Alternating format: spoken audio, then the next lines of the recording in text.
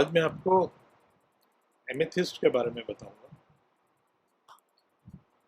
Amethyst जो है ये इस तरह का रत्न होता है,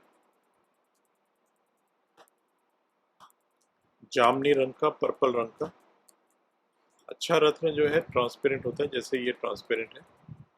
और जो सस्ते रत्न आते हैं इसके, वो बिल्कुल ओपेक होते हैं, बिल्कुल नॉन ट्रांसपेरेंट होते हैं, वो बहुत सस्ते आ जाते हैं।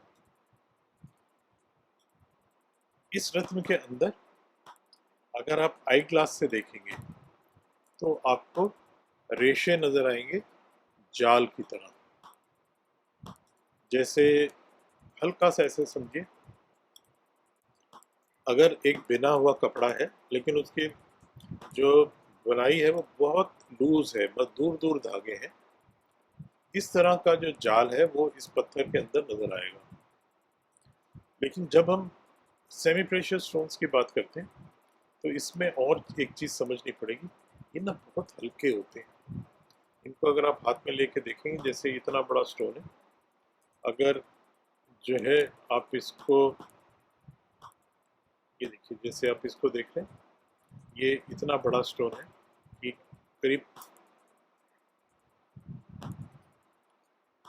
करीब करीब मेरी उंगली के एक पोटे से थोड़ा सा छोटा है। लेकिन इसका वजन जो है वो 5-6 कैरेट ही होगा। यही अगर ये नीलम होता या गार्नेट होता तो इसका वजन जो है वो 8-9 कैरेट होता। तो ये वजन में बड़ा हल्का होता है। अगर आप इसको हाथ में लेके इस तरह से उछालेंगे तो आपको एहसास होगा कि हाँ, ये बहुत हल्का सा स्टोन है।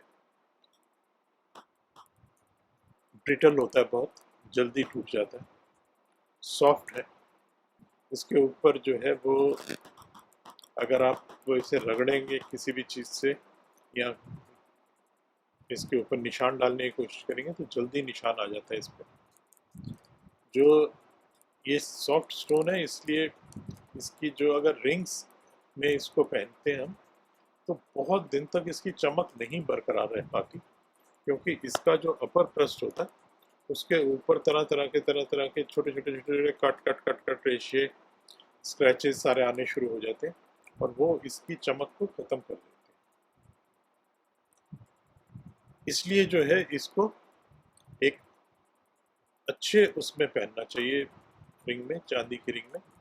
और 2-3 साल में इसको बदल लेना चाहिए। देखिए, मैं आपको इन सेमी प्रेशियस स्टोन्स के बारे में जो चीज़ बताऊंगा वो क्या है कि इनका जो इनकी जो पहचान है वो सबसे ज़्यादा आपको आई प्रैक्टिस से मिलेगी। आई प्रैक्टिस मतलब जब बार बार बार बार बार बार देखेंगे स्टोन को तो धीरे धीरे वो आपके आँख के साथ जम जाएगा और आपको बिना किसी और उपकरण के, बिना किसी और सहायता के उसको देखते ही पता चल जाएगा फला फला रत्न है ये। जो एमेथिस्ट है वो दो तरह का होता है, एक तो होता है अफ्रीकन और एक होता है ब्राज़ील का। बाकी भी अगर आप इंटरनेट पे पढ़ेंगे तो बहुत जगह का लिखा रहेगा, लेकिन वहाँ से कमर्शियल एक्सट्रैक्शन नहीं होती। कमर्शियल एक्सट्रैक्शन नहीं होती मतलब वहाँ पे इतनी बड़ी क्वांटिटी में उसको कोई निकालता नहीं है कि वो बाजार में आके बिक सके। तो ये वाली जो वैरायटी है जो कि आप डार्क शेड देख रहे हैं, ये जो है अफ्रीका का है। और इसमें जो लाइटर शेड आता है वो आता है ब्राज़ील से। जो एमेथिस्ट है ये बहुत सारी तरह की प्रॉपर्टीज रखता है, जिसमें से कुछ जो बहुत इंपॉर्टेंट प्रॉपर्टीज हैं इसकी वो है हीलिंग प्रॉपर्टीज। जो इसका पर्पल कलर होता है वो हीलर कलर है। वो आपके जो बेसिकली साइकोलॉजिकल और इमोशनल डिजीज हैं उनको ख़त्म करने की क्षमता रखता है। आपको कूल कर देता है, आपके नर्वस सिस्टम को स्ट्रेंथन कर देता है। एमेथिस्ट के लिए ऐसा भी बोला जाता है कि ये व्यक्ति को इंटॉक्सिनेटेड नहीं होने देता। तो पुराने ज़माने में ऑर्डिनरी व्यक्ति तो नहीं पीते होंगे, लेकिन जो राजा महाराजा, बहुत धनी लोग, जो एल्कोहल है वो एमेथिस्ट के प्यालों में पीते थे या पेरिडॉट के प्यालों में पीते थे। और ऐसा माना जाता था कि उसमें पीने से जो नशा है वो बहुत कम होता है और व्यक्ति उसको ज़्यादा एंजॉय कर पाता है। आज भी ऐसा प्याला बनाना और ऐसे प्याले में जो है वो कुछ भी पीना, चाहे अल्कोहल हो, चाहे शरबत हो, चाहे पानी हो, किसी साधारण व्यक्ति के लिए तो संभव नहीं है, बहुत महंगा होगा वो। लेकिन ऐसा जो है वो पुरानी किताबों में लिखा हुआ है, ऐसा पुराने लोग बताते हैं। इस रत्न के साथ बहुत सारे जो है वो कहानियां जुड़ी हुई हैं, क्योंकि किसी ज़माने में एमेथिस्ट जो है वो प्रेशियस स्टोन माना जाता है। एक समय था जब जो नोन वर्ल्ड था वो एशिया था और उसके बाद यूरोप था।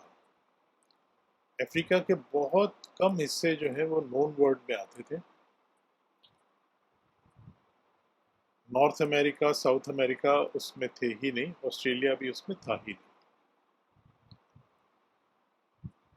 जैसा मैंने आपको अभी बताया, जो बहुत अच्छी किस्म के जो एमेथिस्ट निकलते हैं, जो कमर्शियल एक्सट्रैक्शन आज की डेट में होती है, वो तो सब होती है या अफ्रीका में या होती है वो ब्राज़ील में, जो कि साउथ अमेरिका में है। तो पहले तो ये जगह थी ही नहीं। तो एमेथिस्ट एक बहुत ही रेयर स्टोन था, मेनली साइबेरिया से निकलता था और इसको प्रेशियस स्टोन्स की कैटेगरी में गिना जाता था। अगर पुरानी किताबें पढ़ें, चाहे आप संस्कृत की, चाहे लैटिन की और उन सब की, तो उसमें राजा का खजाना जब बताया जाता था तो उसमें खास तौर से एमेथिस्ट का वर्णन किया जाता था, एमेथिस्ट को डिस्क्राइब किया जाता था। अब तो कंपैरेटिवली एमेथिस्ट बहुत सस्ता स्टोन हो गया, क्योंकि ये बहुत आयत में निकल आया साउथ अमेरिका में भी और अफ्रीका में भी। देखिए, हर चीज़ की जो कीमत है वो डिमांड एंड सप्लाई पे निर्भर करती है। अगर किसी दिन सोना जो है वो इतना मिलना शुरू हो गया कि कोई उसका अंत ही नहीं, जैसे लोहा मिलता है उतनी क्वांटिटी में सोना मिलना शुरू हो गया, उस दिन सोने की कीमत भी खत्म हो जाएगी। किसी भी चीज़ की जो प्राइस होती है, जो उसकी वैल्यू होती है, वो डिमांड एंड सप्लाई पे निर्भर होती है। तो अगर सप्लाई बहुत ज़्यादा बढ़ जाएगी तो ऑटोमेटिकली प्राइस जो है वो गिर जाएगी। एमेथिस्ट की ऐसी कहानी है, बहुत सुंदर स्टोन है ये ज्वेलरी में भी इस्तेमाल होता है, ये हीलिंग में भी इस्तेमाल होता है और ये ज्योतिष में भी इस्तेमाल होता है। सॉफ्ट है, बहुत हार्ड नहीं है ये, और देखने में सुंदर है, चमकदार पत्थर है। इसके अच्छे साइज के पीसेस जो है वो बहुत अच्छी प्राइस कमांड कर लेते हैं, क्योंकि अगेन रेयर हो जाते हैं। इसका जो उपयोग है वो बहुत सारे तरह के लोग करते हैं, सिर्फ नॉर्मल जो पराशरी एस्ट्रोलॉजर हम जैसे होते हैं वही नहीं करते। इसको tarot card readers, numerologist, Africa के कुछ जो है इस तरह की स्टडीज़ होती हैं ज्योतिष टाइप की, वो लोग, जो इंग्लिश एस्ट्रोलॉजर्स हैं, वो सभी इसका इस्तेमाल करते हैं। और माइल्ड स्टोन है, बहुत ज़्यादा स्ट्रॉन्ग इफेक्ट्स नहीं है इसके, लेकिन ये अच्छा स्टोन है। अगर किसी व्यक्ति को जो जैसे प्राणिक हीलिंग में अगर किसी व्यक्ति को हमने जो है वो रोग से हटाना हो और उसके दिमाग में रोगों का प्रभाव कम करना हो, तो उसको जो है एमेथिस्ट की रेज पास की जाती है। एमेथिस्ट की पर्पल रेज जो है वो उसके मन के रोगों को और उसके जो मस्तिष्क के रोग हैं उनको सब्सटेंशियली कम कर देती है।